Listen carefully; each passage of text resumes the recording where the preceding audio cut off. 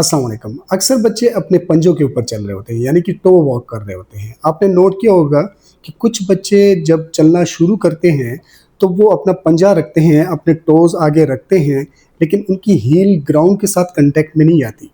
जिस तरह normal gate होता है, सबसे पहले हील लगती है, फिर उसके बाद पाँव लगता है, तो वो गैट पैटर्न या वॉकिंग पैटर्न उन बच्चों का नहीं होता। इसकी क्या वजह है? देखिए, इसमें एक पट्टा होता है जिसको काफ मसल या एक्किलिस टेंडन, काफ मसल के नीचे एक टेंडन होता है जो कि हमारे हील के ऊपर अटैच्ड है। जब ये पट्टा, इसकी लंबाई कम हो जाए, ये शॉर्ट हो जाए, ये टाइट हो जाए, सख्त हो जाए, तो क्या होगा, ये हील को ऊपर लिफ्ट कर लेगा। हील को लिफ्ट करने से जब बच्चा चलेगा तो सिर्फ पंजा नीचे रखेगा।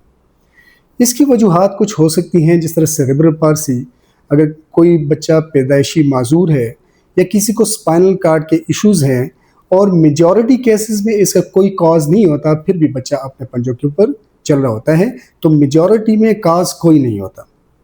तो अब हम इसका इलाज कैसे कर सकते हैं? आया ये बच्चा पूरी उम्र अपने पंजों के ऊपर चलेगा या इसका कोई इलाज है? देखिए, इसका बेहतरीन इलाज जो है वो फिजियोथेरेपी मैनेजमेंट है। फिजियोथेरेपी में क्या करते हैं फिजियोथेरेपिस्ट? सबसे पहले इस पट्टे को वार्म अप करते हैं, हीट देते हैं। जब ये वार्म होगा, इसकी ब्लड सर्कुलेशन बढ़ेगी, ये रिलैक्स होगा। फिर क्या करते हैं, इसको स्ट्रेच करते हैं। ये कंसिडर करिए ये मेरा लेग है और ये पाँव है, तो यहाँ से इसको स्ट्रेच करेगा ताकि ये वाला पट्टा, इसकी लेंथ ज़्यादा हो जाए। तो कुछ अरसा तक ये ट्रीटमेंट चलती रहती है। उसको सॉफ्ट टिश्यू वर्क भी कहते हैं, ट्रांसवर्स फ्रिक्शन उसको देते हैं ताकि पट्टे के जो फाइबर्स हैं वो एक दूसरे से अलग हो जाएं, और इसमें अगर कोई कंट्रक्चर बना हुआ है वो कंट्रक्चर रिलीज हो जाए। बहुत एक्सट्रीम केसेस में कभी कभी सर्जरी की ज़रूरत भी पड़ती है, माइनर कट लगा दिया जाता है ताकि टेंडन को रिलीज़ किया जाए, लेकिन वो बहुत रेयर केसेस में। मेजॉरिटी केसेस में सबसे पहले स्ट्रेच होता है, और स्ट्रेच के साथ साथ फिजियोथेरेपिस्ट एक डिवाइस एडवाइस करता है जो कि प्रोस्थेटिस्ट एंड ऑर्थोटिस्ट बनाता है, उसको कहते हैं AFO. AFO is a night splint भी यूज़ कर सकता है, दिन को भी इस्तेमाल कर सकता है। मैं आपको एएफओ दिखा देता हूँ, ये एएफओ है, ठीक है।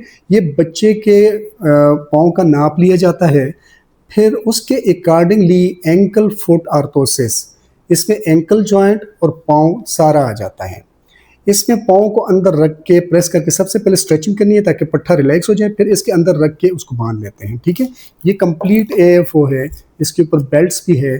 तो जब पाँव रखा, यहाँ से पंजे के ऊपर बांध लिया, यहाँ से हील को एंकल को ऐसे बांध लिया, और यहाँ से अपर लेग को, पूरे लेग को एक पोजीशन में, लेग को और फुट को एक ही पोजीशन में रखते हैं ताकि हील प्रॉपरली नीचे लगे, और बच्चे को खड़ा करते हैं ताकि हील नीचे लगे। जो बच्चा टो वॉक करता है, इसके साथ साथ उसके हैमस्ट्रिंग भी टाइट हो जाते हैं, उसका नी भी बेंड होता है, तो चलने में उसको दुश्वारी होती है। तो इस ट्रीटमेंट से उसका हील आहिस्ता आहिस्ता नीचे लग जाएगा और वो नॉर्मल वॉक शुरू कर देगा। एएफओ में दो चीज़ें, एक तो इस पट्टे को जो काफ मसल है उसको स्ट्रेच पड़ता है, दूसरा पैर की प्रॉपर अलाइनमेंट होती है, और तीसरा मीडियल आर्च, अगर किसी का जो पाँव के अंदर थोड़ा सा आर्च अंदर वाली साइड से पाँव थोड़ा सा उठा हुआ होता है, वो भी बना दिया जाता है ताकि वेट प्रॉपरली डिस्ट्रीब्यूट हो। घर में पेरेंट्स क्या कर सकते हैं ताकि जल्दी जल्दी बच्चा ठीक हो जाए? तो उसके लिए सबसे पहले जो काफ मसल है, फॉर एग्जांपल ये एंकल फुट है, इसके नीचे वाले पट्टे जो पीनी का मसल है, उधर मसाज करना है।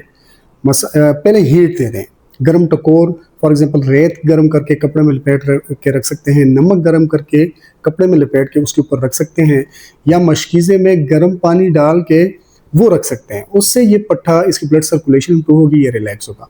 फिर उसके बाद पंजे को ऊपर की तरफ खींचना है ताकि ये वाला पट्टा जो है इस पर खींच पड़े, इसकी लंबाई ज़्यादा हो। अच्छा, जब पंजे को ऊपर खींचेंगे तो साल में हील को भी आउटवर्ड खींचना है, मतलब हील को ऐसे खींचे और पंजे को ऊपर की तरफ खींचे, उससे ये वाला पट्टा मुकम्मल स्ट्रेच हो जाएगा। और बच्चे के घुटने और बच्चे का हील नीचे रख के उनके घुटनों को सीधा करके उसको थोड़ी देर के लिए स्टैंडिंग में खड़ा करके उसको बांध लें ताकि उसका पूरा वेट जो है उसके पाँव के ऊपर पड़े, तो इससे बच्चा जल्द से जल्द जो है वो नॉर्मली चलना शुरू कर देगा।